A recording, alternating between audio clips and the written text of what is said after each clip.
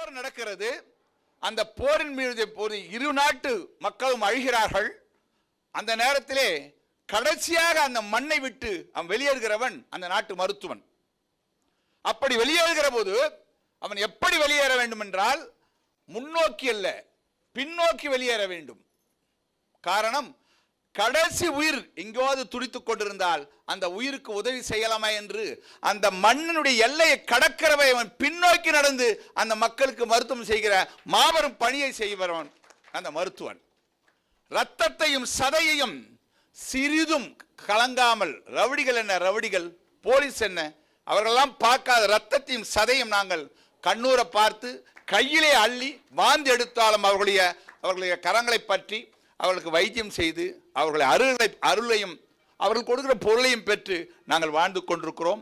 அதனால்தான் அவர்களுக்கு இந்த கவிதையை நான் காணிக்கையாக்குகிறேன். தேகம் காக்கும் நாயகன், சோகம் தீர்க்கும் தாய் அவன், ரோகம் ஒழிக்கும் மாயவன், வாழ்வு வியூகம் வகுக்கும் தூயவன், மனிதரில் தனி ரகம் மருத்துவன், மனிதரில் தனி ரகம், சொல் கணிதனில் சுகம் மிகும். அவர் அணிந்தது வெண்மேகம், ஒயிட் கோட், அவர் அணிந்தது வெண்மேகம், அதனால் தனிந்தது பிணிதாகம். அவர் அணிந்தது வெண்மேகம், தனிந்தது பிணிதாகம். சுகம் ஆள்வதே பேரருள், சுகம் ஆள்வதே பேரருள், அது அகற்றிடும் நோய் இருள். அன்பு தோய்ந்து விருந்தளிப்பது அன்னை, அன்பு தோய்ந்து விருந்தளிப்பது அன்னை, அறிவால் ஆய்ந்த மருந்து காக்குது இம்மண்ணை. கொரோனா பீரியட்ல பாருங்க, எவ்வளவு டாக்டர்கள் தன்னுடைய இன்னுரை இழந்தார்கள், எவ்வளவு செவிலியர்கள் தன்னுடைய இழந்தார்கள். அழகாக சொன்னார் நம்முடைய இளவல், மருத்துவர் என்றால் இந்த மண் இல்லை, மண்ணில் உயிர்கள் இல்லை.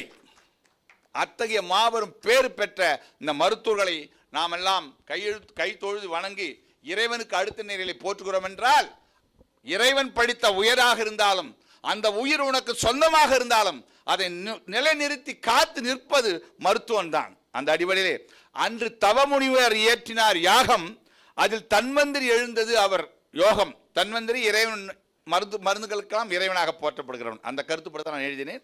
அன்று தவமுனிவர் இயற்றினார் யாகம், அதில் தன்வந்திரி எழுந்தது அவர் யோகம். இன்று கண்முன்னே 1000 தன்வந்திரி நகல்கள், இன்று கண்முன்னே 1000 தன்வந்திரி நகல்கள், தவம் புரியாமல் கிடைத்த தேவ துகள்கள்.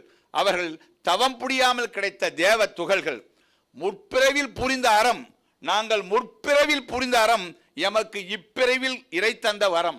இந்த மருத்துவனாக நாங்கள் மீண்டும் பிறக்க வேண்டும் என்ற கருத்துப்படு, முப்பிறவில் புரிந்த அறம் எமக்கு இப்பிறவில் இறை தந்த வரம்.